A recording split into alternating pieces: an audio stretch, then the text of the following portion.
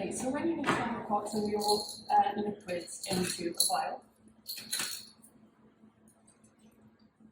you'll be using a number of different types of pipettes to do this. If you read the top of it, it will tell you what scale and range your pipette can go to.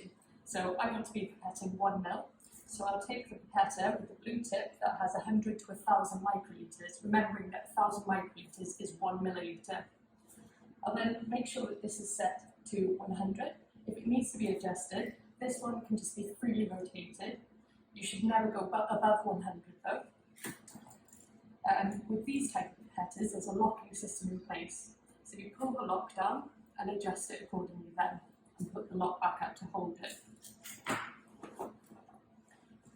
You'll have various different pipette tips to go on your pipette. For the 1 ml pipette, you'll be using the blue tips.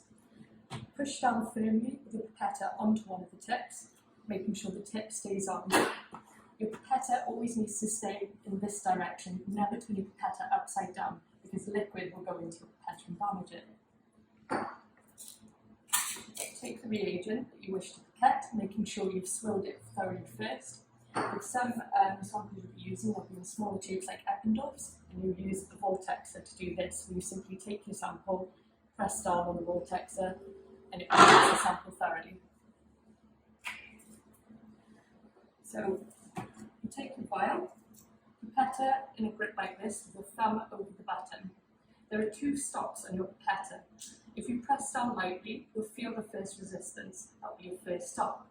There's then a second stop, which will be used to just expel the last bit of air out of your pipette. So when pipetting, go down to your first stop, place your tipped pipette into the sample, making sure the tip is submerged. Slowly release the plunger. If you do this too quickly, the liquid will shoot up into your pipette. You then just take the pipette over the vial you wish to dispense into and press down on the plunger all the way down, this time to the second stop.